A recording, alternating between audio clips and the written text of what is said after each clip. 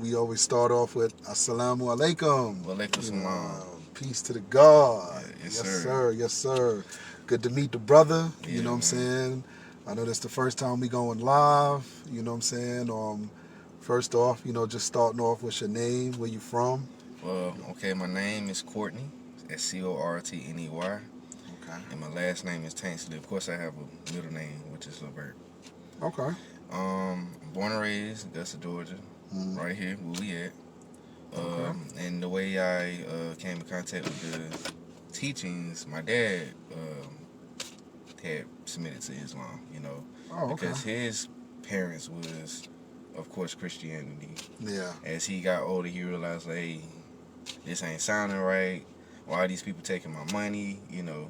And I had to go through the same thing with his mom when I was coming up as a young, and I did the same thing. Question: I used to hate going to church. I ain't gonna lie to you, because I didn't understand it.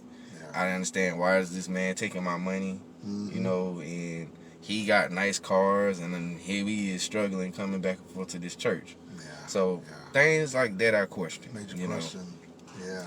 So as I got older, I always, my grandparents, they never questioned God. You know how the old folks is, So I was like, let me start just really doing my own research, because I'm starting to realize that this is a generation cycle, where the older folks are just basically going off what they told from they done heard another older person tell them. So I'm like, let me just. So my dad, he gave me a book, and while we was on the road, I read a little bit of the Qur'an. It was a thick book. He gave you the Qur'an to read? Yeah, and he told me, like, he was kind of, I ain't gonna say he was kind of forcing it, but he kind of was forcing it when it came to watching videos about with Farrakhan.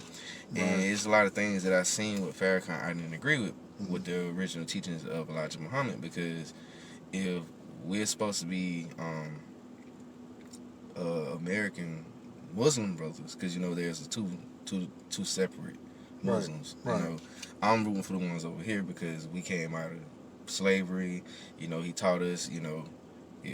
Once we get a certain, we should all stick together, and also we should not judge one another. But I just looked at, it's not judging a lot Farrakhan or whatever, but it just like his teachings is kind of off to me. You know what I'm saying? Because it's not it's like, I look at it like this: with Elijah Muhammad, white folks came to him.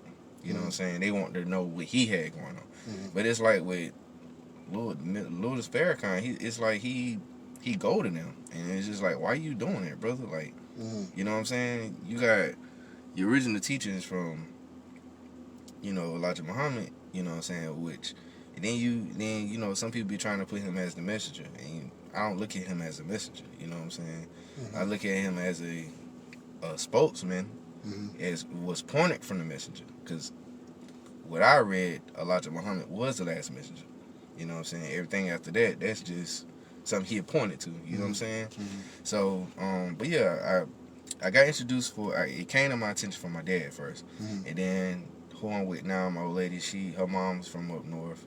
You know what I'm saying? She actually met Elijah Muhammad. She went and seen his speak. You know what I'm saying? Oh wow. So she from back in the 60s, 50s, all that. She seen him. So, and she taught my old lady. They grew up as Muslims. See, I didn't grow up as a Muslim. I basically came up in a Christian home. I just conversed to being in Islam because I feel like it was a more authentic teaching. You know what I'm saying? And teaching you a way of life.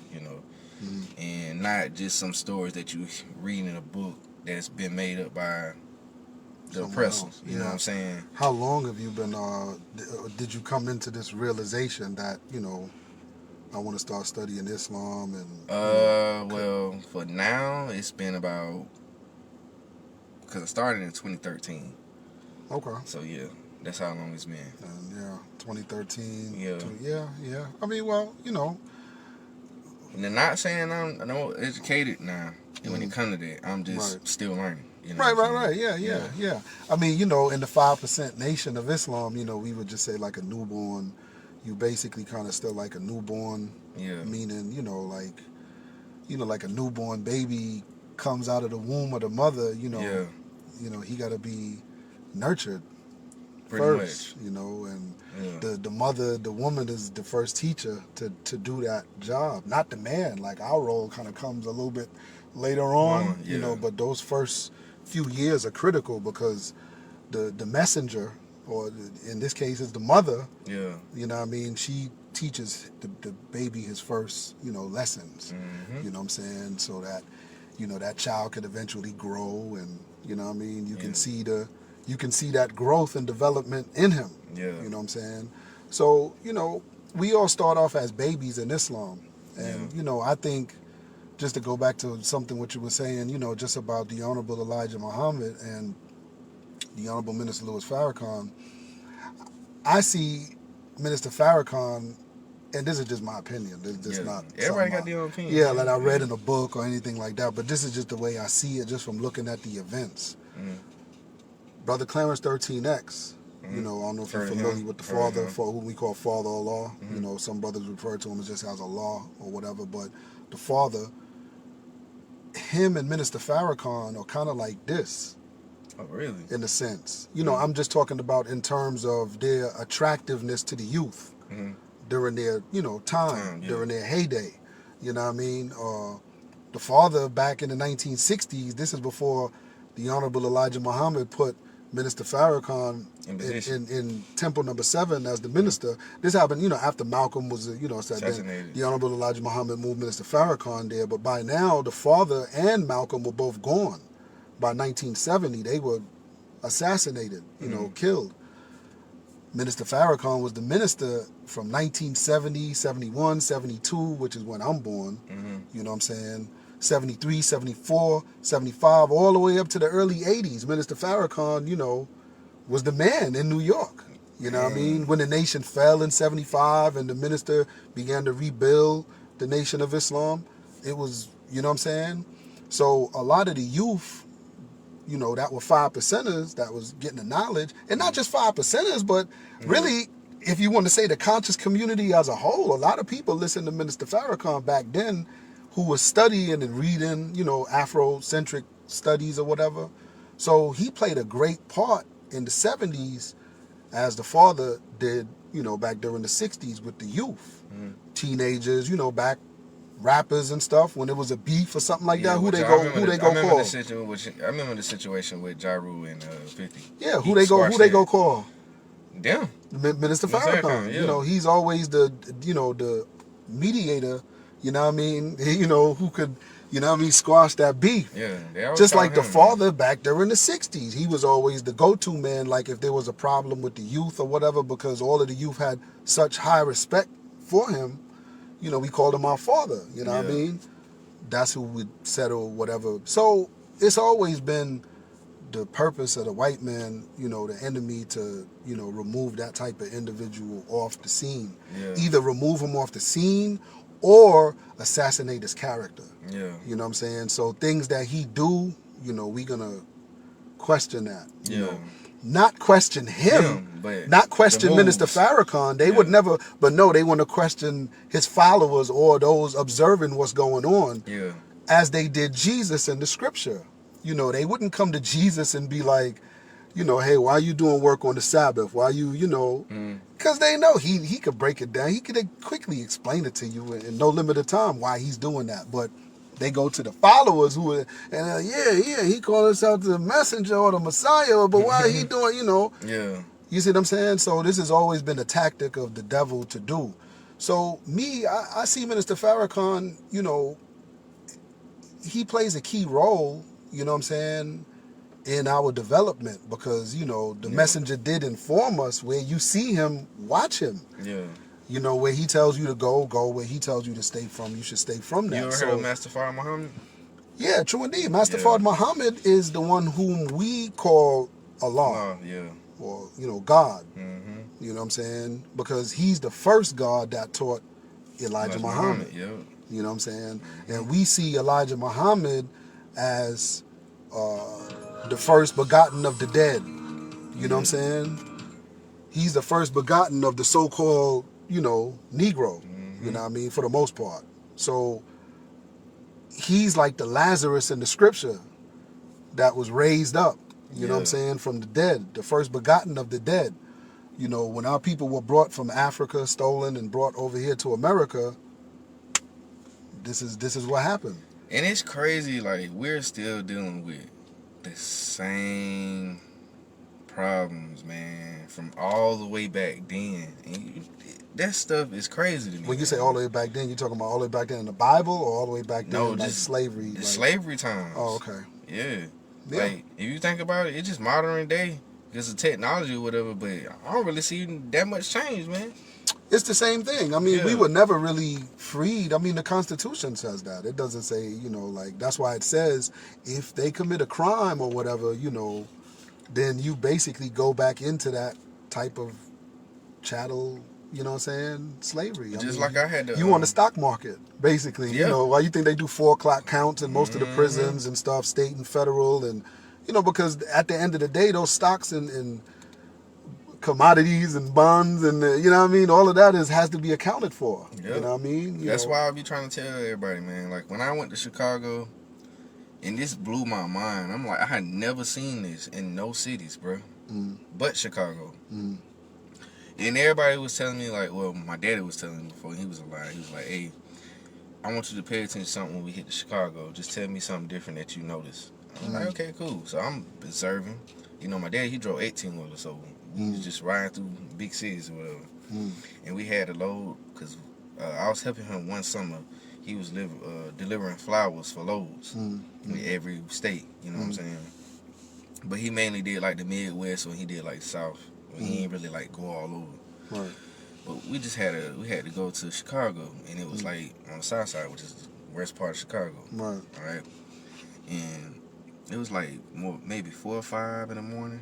We had to deliver. And the loads wasn't open yet, so we just had to sit there and wait. But I had to go get the trailer prepared to get unloaded. So what I did, I just got out while he was still on the phone talking to somebody. And I'm in the back, and it's just like 2 guys roll up on me, all black. So I'm just like, yeah, let me get back in the trailer. Let me hide in the dark a little bit. But the dude already hadn't seen me. So I'm like, man. 2 guys dressed in all black, or 2 black guys? One dude had a black bandana on, the other dude had a Scully on, all black Scully. They rolled up in the car or whatever. And it was a guy that walked through the alley earlier before they had pulled up. And it's like, you seen somebody walk through here, bro? And I was like, nah, man, I ain't even from here. I'm working, man, late hours, you know what I'm saying? Trying to stay out of the way. And he's like, yeah, where you from? So, oh, I'm from Georgia, man. I ain't from here like that, right? So he's like, oh, okay. Because we looking for somebody. You sure nobody ain't come through the alley? I was like, nah. But which is somebody did. I just didn't want to be involved with what they had going on, you know. So I'm just doing the job here, man. We out, you know. So my daddy finally comes like, what was that about? I was like, man, some guys, a group of guys looking for somebody. And I was like, I'm just trying to get the trailer prepared so when the forklift driver come, he can come get the stuff out of the truck. But yeah, I looked in Chicago, I was like, man, this city is a little weird. But then I started looking at the light poles. Each light pole on each corner had a camera. Right. I said, I ain't never seen this in no city but Chicago. It's in New York now, too. It is? I just got back from New York, like, you know what I'm saying? Yeah. A couple months ago or whatever when I went up there. And, yeah, they got that. And they got, like, sensors, like radar to, you know, track your speed through the cities. Because I'm driving and one of my men's, you know, I'm thinking, you know, 35, 40, you know, through the street, city limits or whatever. He was like, yo, like 20, 25 miles per hour. They got this. And I saw the sign up there, 25, but I'm thinking, who's driving 25? Yeah. Like, I'm 35, you know. Yo, he was like, you probably going to get some tickets, you know, sent to your, you know, which I did, yeah. Yeah. They flip. And they got this shit on. You know what I'm saying? Man. So this is stuff we used to hear about back in the 80s. You know, 80s, early 90s. Yeah. You know, what the guards used to talk about, man. They were talking about this new world order and how, you know, in the future, like, yo, it's going to be Big Brother is going to be everywhere, you know, cameras everywhere, you know. And now that you see, it's like, dang, it's really happening, bro. How old are you? I'm 31. 31? Yeah. I was born in 1990. Okay. Yeah, you know what I'm saying? I mean, I was just finishing high school, You know what I mean? Yeah. 1990. You know what I mean? But yeah, guards used to talk about that, man. Talk about the Illuminati and people Now getting that, microchips injected into now them, and that I didn't believe at first, but my dad had a book on the Illuminati. That's what made me like, okay, this shit is real. You know what I'm yeah, saying? yeah. I mean, you better believe it. My dad's like, look, man, all them entertainers that y'all be listening to, but even I'm a victim of it too, cause I help y'all listen to it. I introduce y'all to some of the people y'all listen to. He said, but trust and believe, they do a lot of things behind closed doors that you wouldn't imagine, just to be where they at. And I was like, what that mean, Daddy? He said, just keep living, son, but do your research. Yeah. So yeah. I didn't realize that you either gotta kill or you gotta be sexual.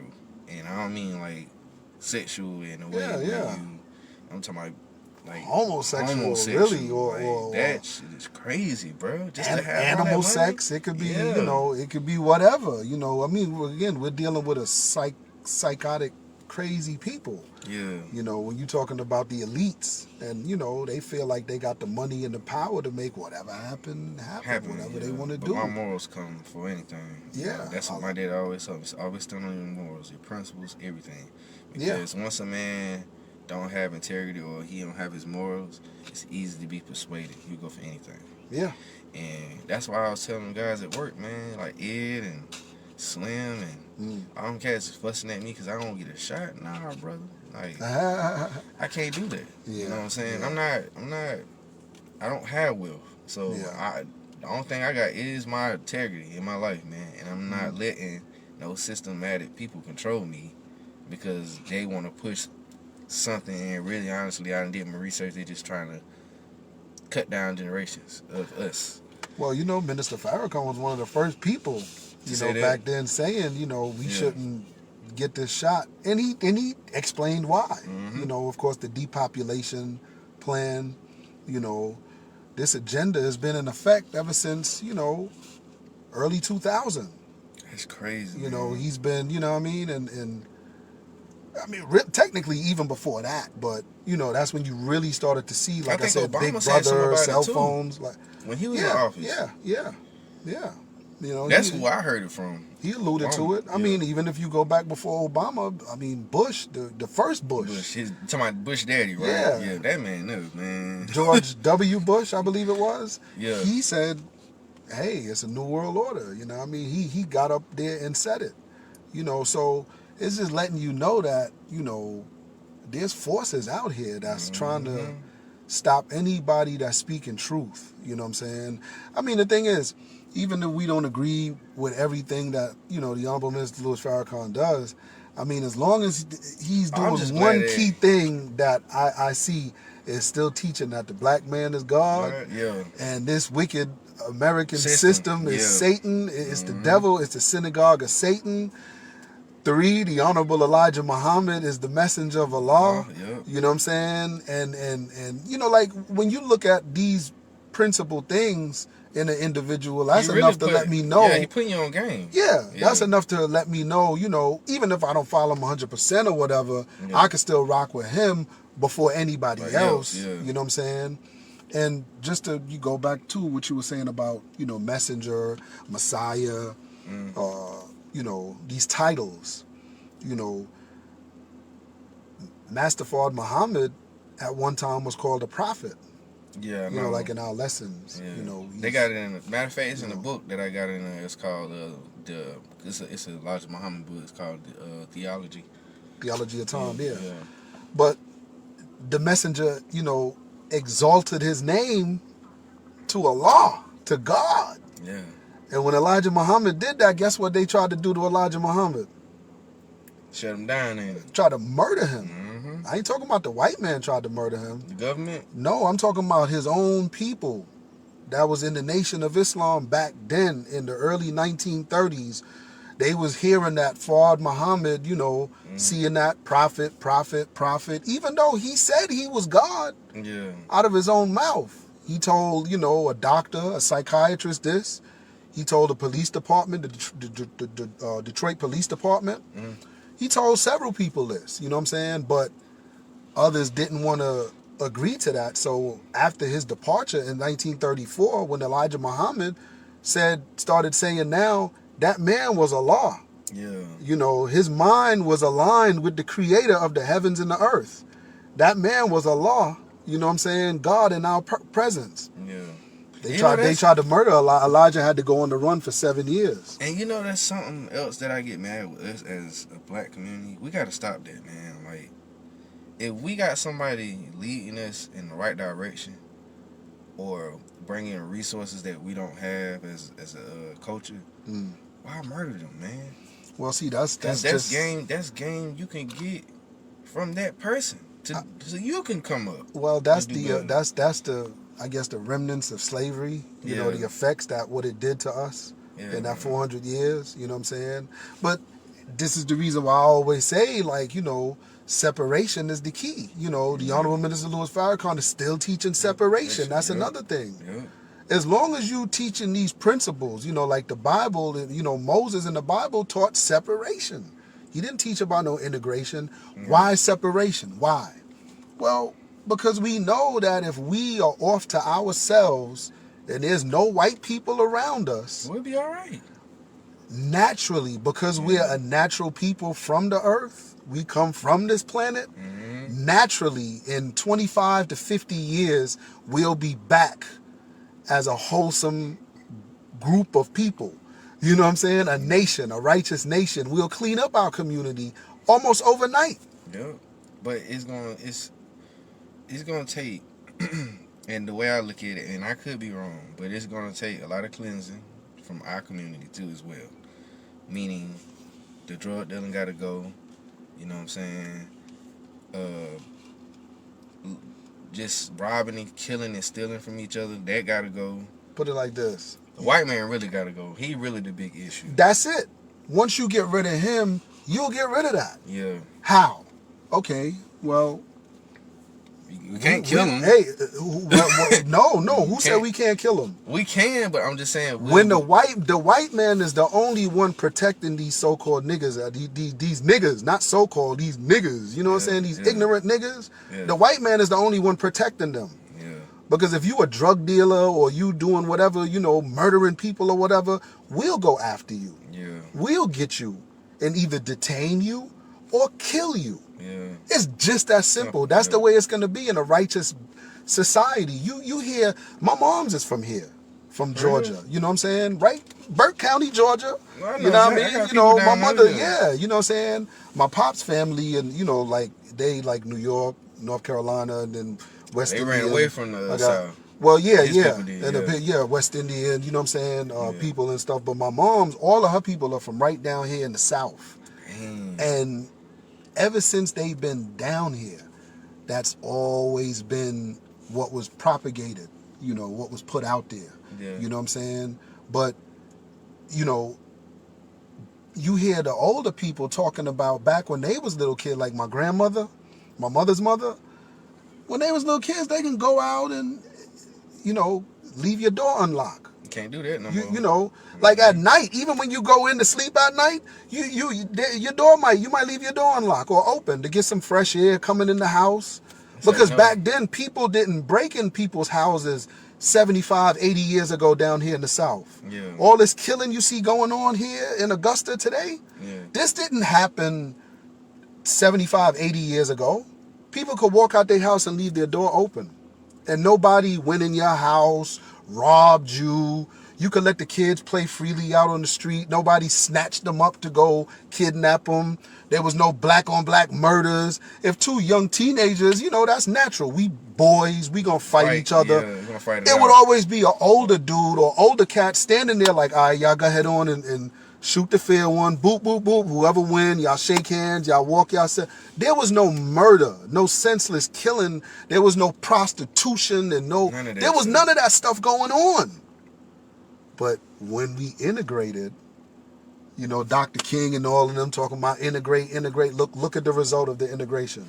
It's horrible, man. That's just been what? I'm almost 50 years old.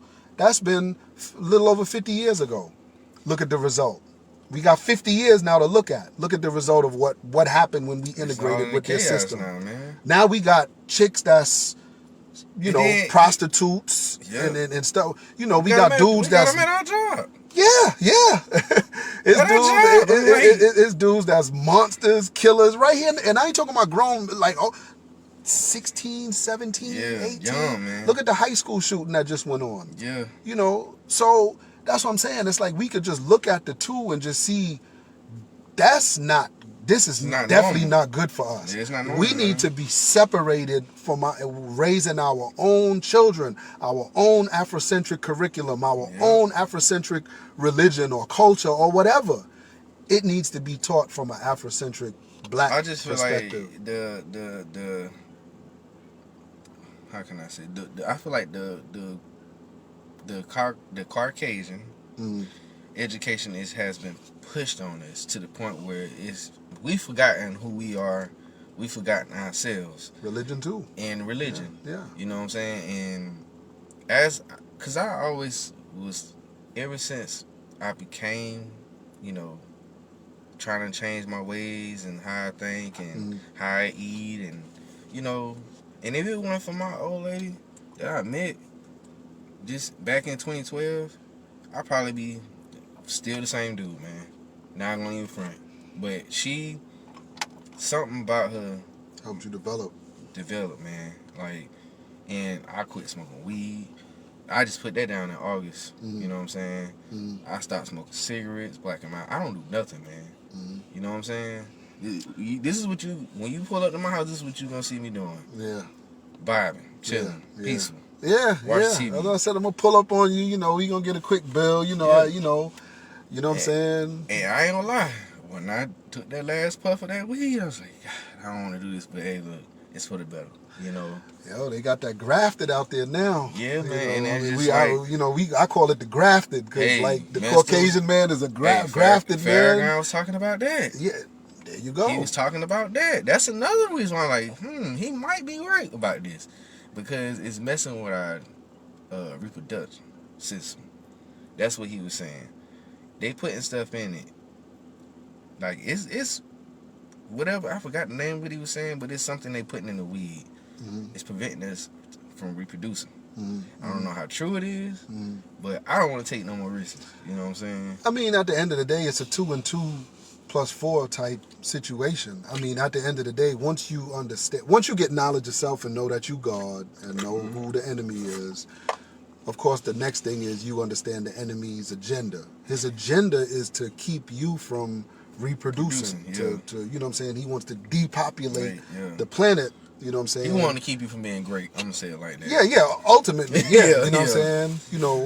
But if you understand that, then naturally, if he's putting out genetic weed or genetic whatever, or this has been modified, 9 times out of 10, what is it? Probably more than likely is here to do? Stop you from reproducing and you know what I'm saying? Being great. Cause another thing, I started smoking weed in 2003.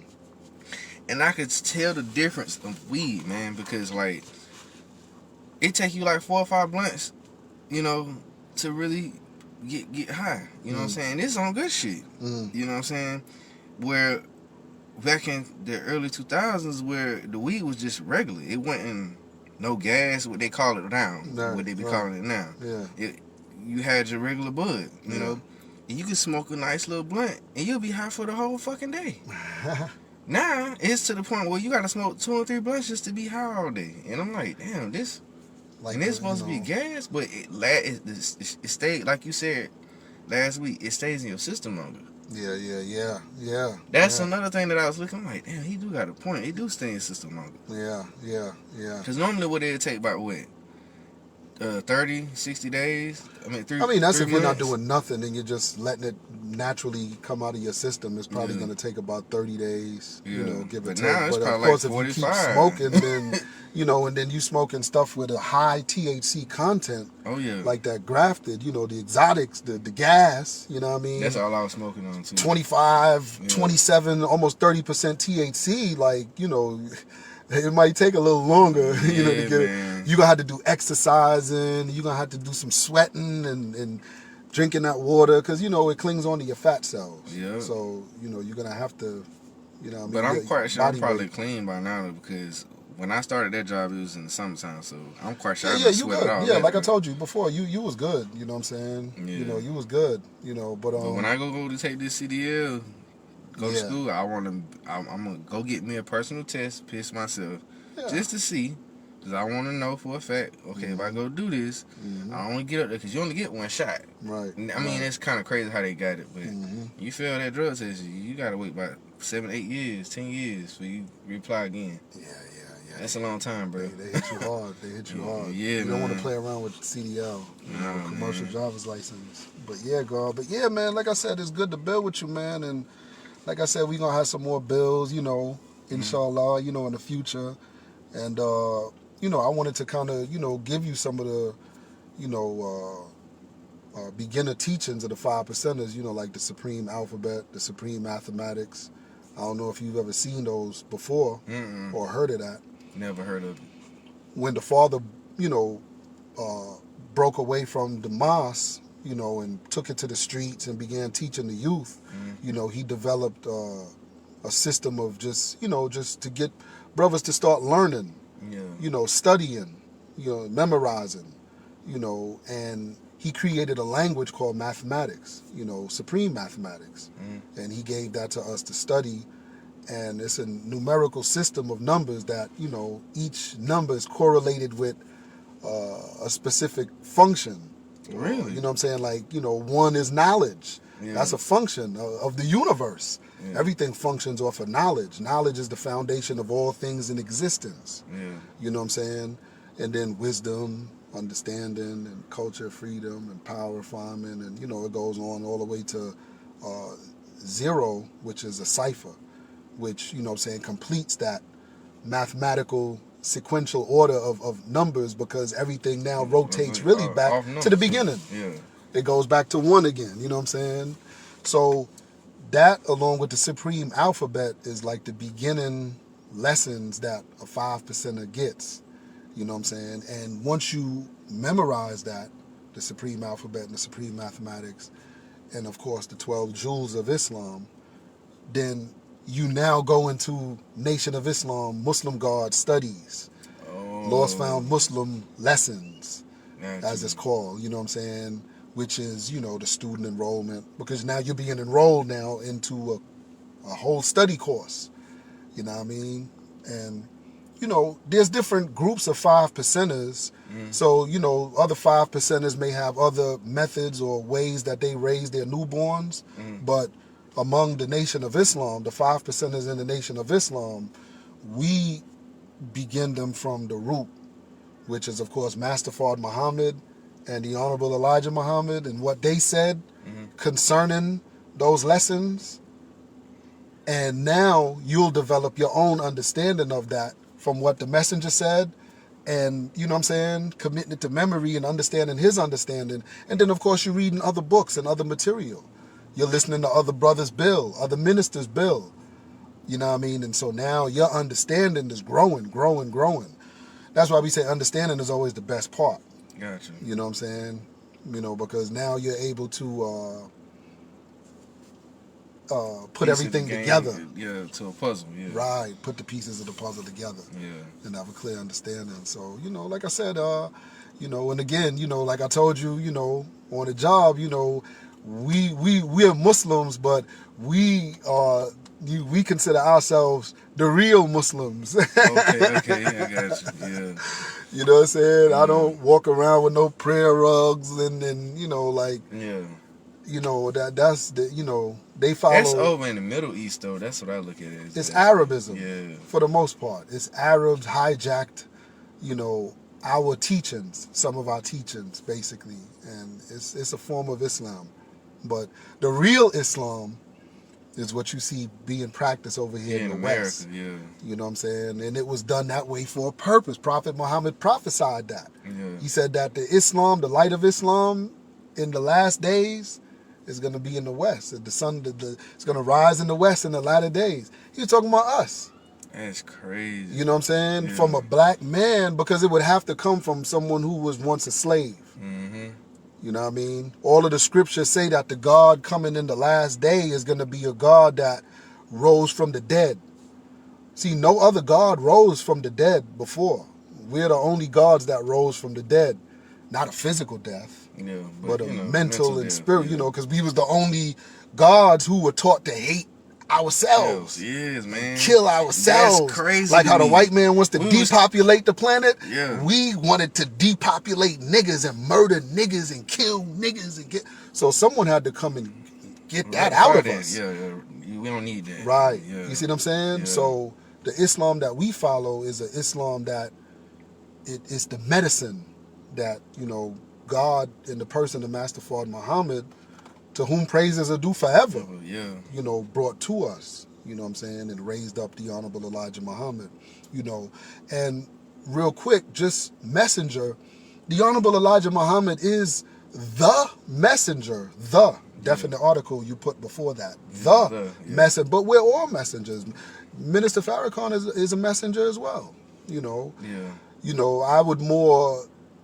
I usually teach that he's like a reformer. I would say he the most in this day of time he is, because I see him as a divine the most reminder. He's a divine reminder because he reminds you of what Elijah Muhammad said. Yeah. He's a warner, a divine warner, because he's still warning the white man today to stop doing what you're doing. Yeah. Stop this biological, chemical assault on my people. Let them go. Let them, as Moses said to the children of Israel in the scriptures, as it was prophesied. That man would say those same words in this day and time. He's teaching us the right foods to eat, where to go and where to stay away from. So he can be classified as a messenger as well.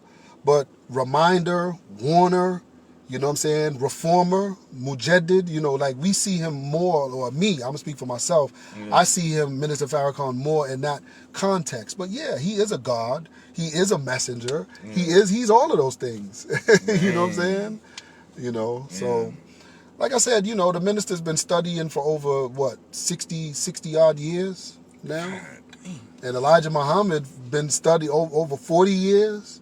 So those men have come a long way in study. Way farther than, Brother Clarence 13X.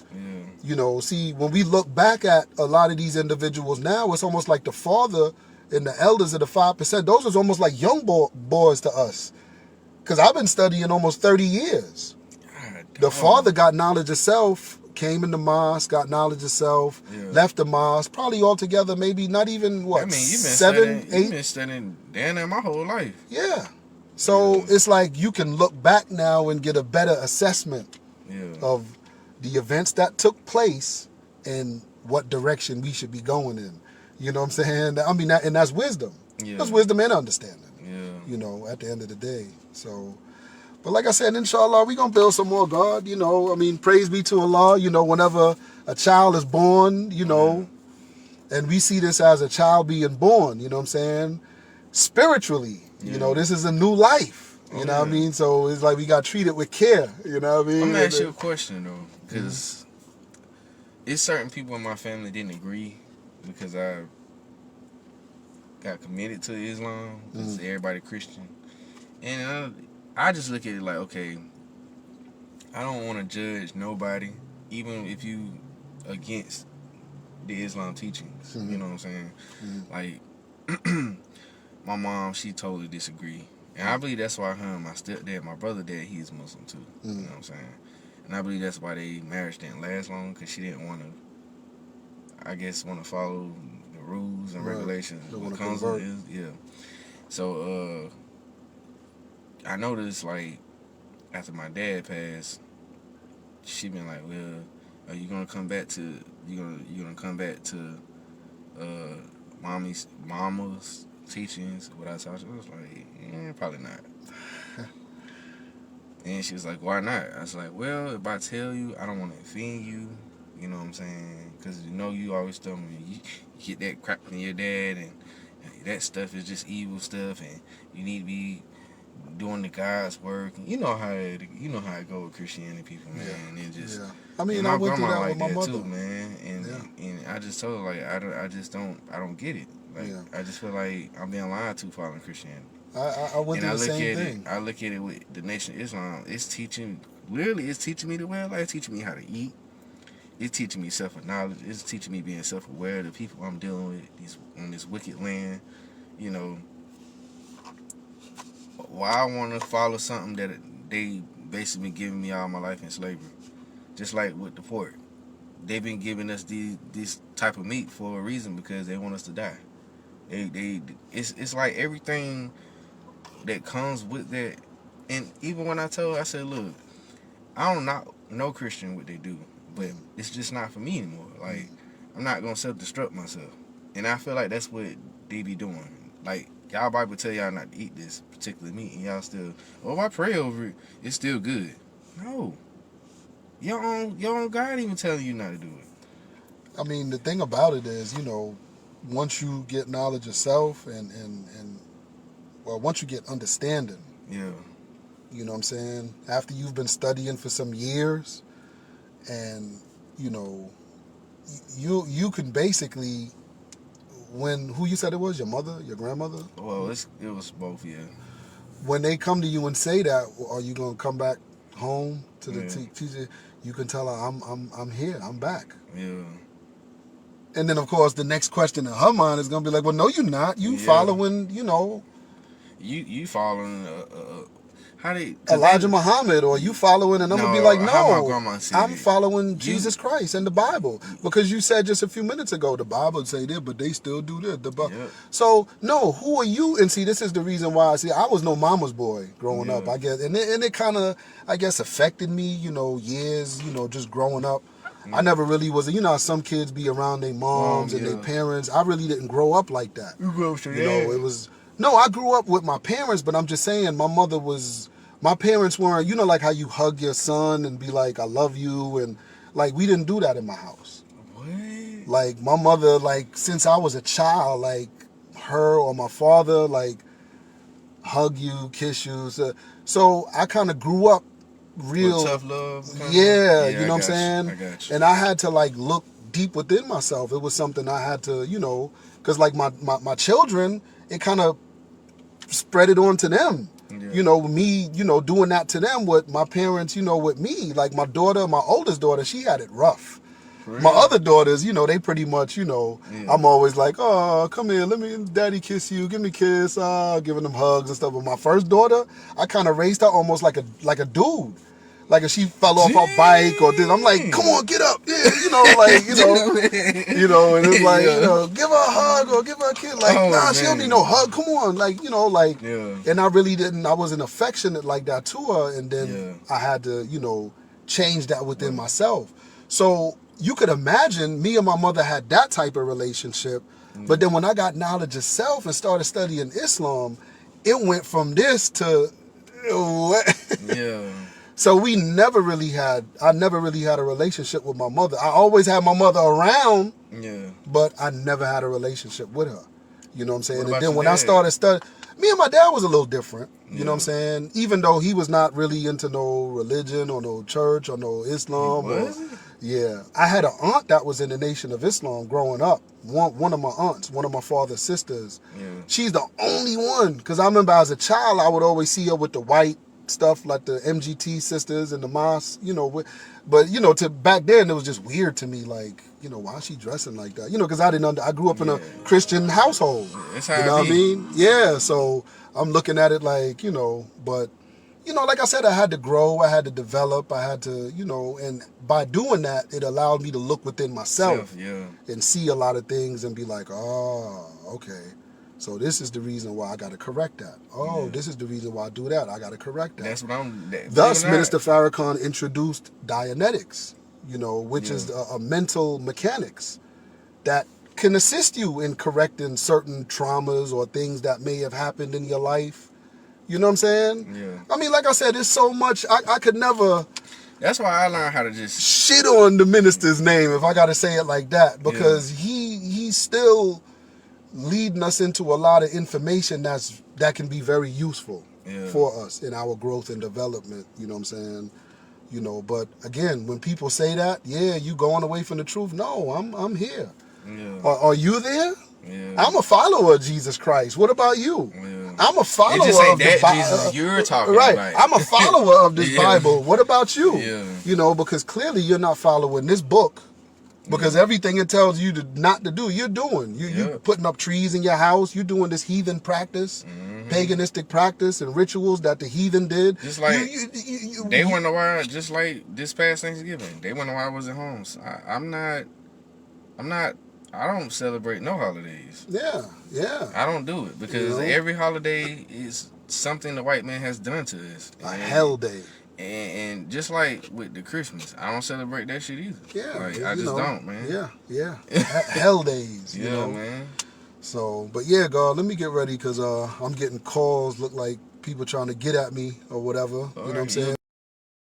Yeah, so we build again, brother. It was good building with you, and like I said, man, we gonna keep growing and developing together. Yo, that's how we do it. Man. All of us make up a law. Oh, you know what I'm saying? All of the conscious minds. You can't stop the power, man. You can't. Can't stop it. Allah's power and force that's why the messenger mentioned the law as a force and power in the universe. Yeah. That's, in a human being. But his force and power is so powerful that nothing can I just wish it was more power. of us instead of some of us. Well, that's the goal of the 5% is we want to be the 85%. Yeah.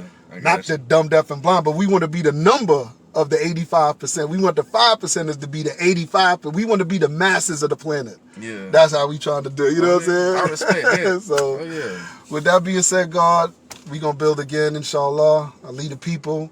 Say peace to the gods, peace to the earths, and all of the righteous families of the planet. Assalamu alaikum.